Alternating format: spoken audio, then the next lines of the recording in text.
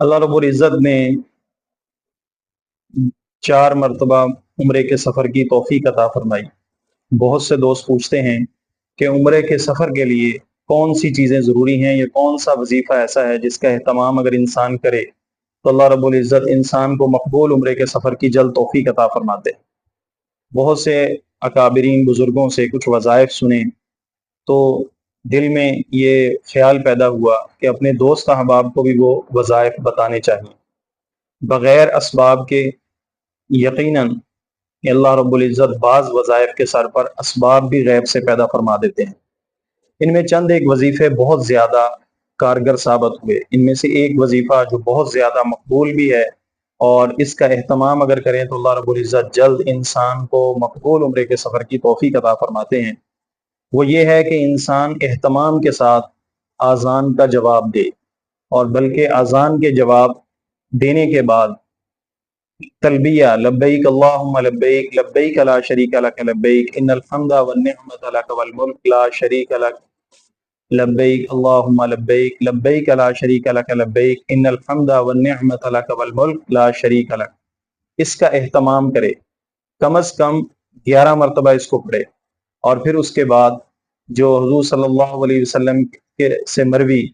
اذان کے بعد کی دعا ہے اس کو اہتمام سے پڑھے۔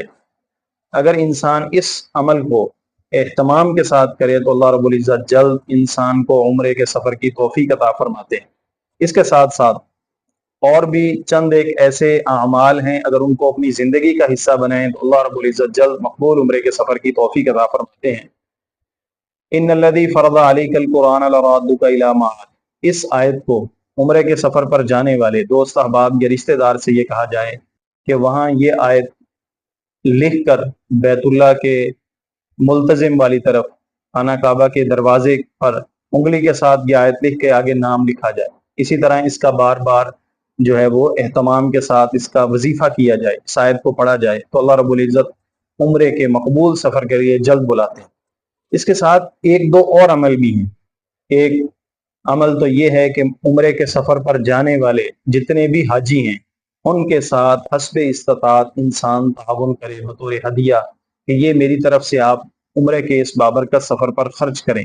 جب وہ وہاں خرچ کریں گے تو اللہ رب العزت کی طرف سے اس آدمی کو بھی وہاں کا بلاوا آ جاتا ہے۔ سوشل میڈیا کا دور ہے، وہاں موجود افراد دوست احباب کے ذریعے دعا بھی کروائی جا سکتی ہے کہ میرے لیے بھی دعا کریں کہ اللہ رب العزت مجھے بھی جلد وہاں بلائے۔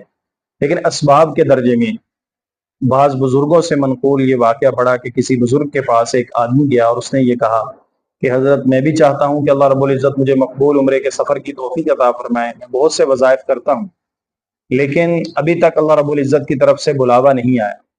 تو وہ بزرگ اس سے کہنے لگے کہ بھائی وظائف تو تم کرتے ہو لیکن اس کے ساتھ ساتھ اسباب کے درجے میں استطاعت کی قدر کتنی رقم اب تک تم نے الگ سے جمع کی ہے کہ یہ میں عمرے کے سفر پر خرچ کروں گا۔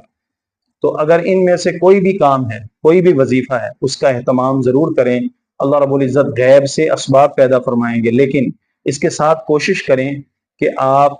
حسب استطاعت کچھ رقم الگ رکھیں اور اس نیت سے رکھیں کہ یہ میں عمرہ کے سفر پر خرچ کروں گا۔ انسان دنیا میں بہت سے کام کرتا ہے اور ان بہت سے کاموں میں جیسے موبائل ہے، جیسے اس کے موٹر سائیکل ہے، گاڑی ہے، ان کے خریدنے کے لیے انسان مالی طور پر کچھ نہ کچھ رقم الگ سے جمع کرتا ہے تاکہ اس کو بعد میں جو اس کی وہ خواہش ہے یا جو اس کی ضرورت ہے اس کو پورا کرے۔ عمرے کا سفر بہت ہی مقبول سفر ہے، اگر انسان صحیح طریقے سے اس کو ادا کرے تو واپسی ایسے آتا ہے۔ بعض روایات کا مفہوم ہے کہ واپس انسان ایسے آتا ہے جیسے آج ہی ماں کے پیٹ سے پیدا ہو کر آیا ہے، کہ اس کے کھاتے میں کوئی گناہ نہیں ہوتے۔ حضور صلی اللہ علیہ وسلم کی شفاعت روزہ رسول پر حاضری کی وجہ سے ملنے کا ایک سبب ملتا ہے۔ تو عمرے پر جانے کے لیے یہ وظائف، لیکن ساتھ یہ نصیحت یاد رکھیں کہ عمرے کے سفر پر جب بھی آپ جائیں، جانے سے پہلے اپنی عادات، اپنی نمازوں کو درست کریں، بد نظری کی عادت کو ختم کریں، تاکہ یہ نہ ہو کہ وہاں ان مقدس مقامات پر جا کر ہم نمازیں چھوڑتے رہیں، ہم بد نظری کا شکار ہوں اور ہمارے اعمال جو ہم بڑھانے گئے تھے وہ پہلے کیے ہوئے اعمال بھی ہم ضائع کر بیٹھے۔